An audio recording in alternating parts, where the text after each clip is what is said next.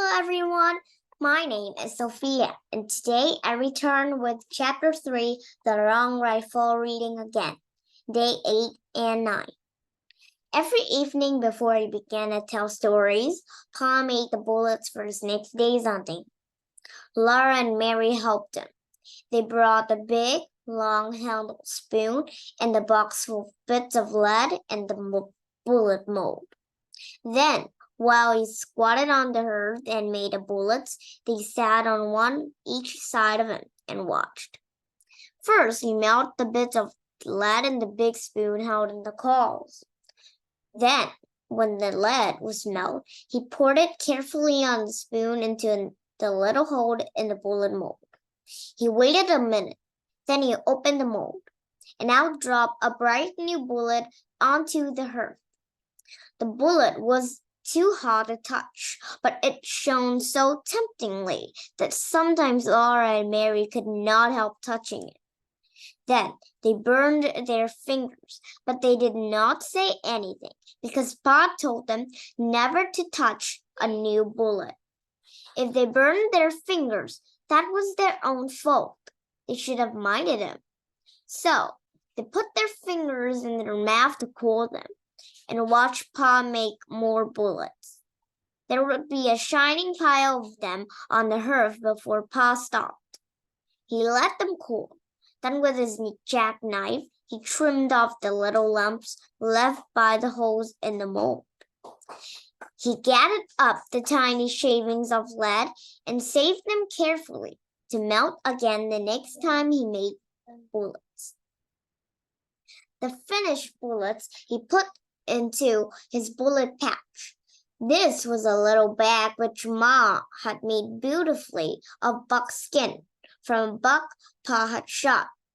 After the bullets were made, Pa would take his gun down from the wall and clean it.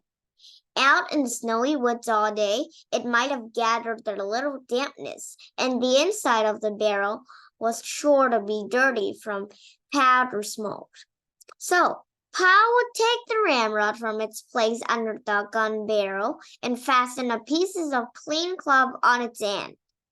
He stood the butt of the gun in a pan on the hearth and poured boiling water from the tea kettle into the gun barrel. Then, quickly, he dropped the ramrod in and rubbed it up and down, while the hot water blackened with powder smoke sputtered out through the little hole on which the cap was placed when the gun was loaded. Pa kept pouring in more water and washing the gun barrel with the cloth on the ramrod until the water ran out clear. Then the gun was clean. The water must always be boiling so that the heated steel would dry instantly. Then Pa put a clean greased rag on the ramrod, and while the gun barrel was still hot, he greased it well on the inside. With another clean greased cloth, he rubbed it all over, outside until every bit of it was oiled and sleek. After that, he rubbed and polished the gun stock until the wood of it was bright and shining too. Now he was ready to load the gun again, and Laura and Mary must help him. Standing straight and tall, holding the long gun upright on its butt, while Laura and Mary stood on either side of him, Pa said, "You watch me now and tell me if I made a mistake." So they watched very carefully, but he never made a mistake.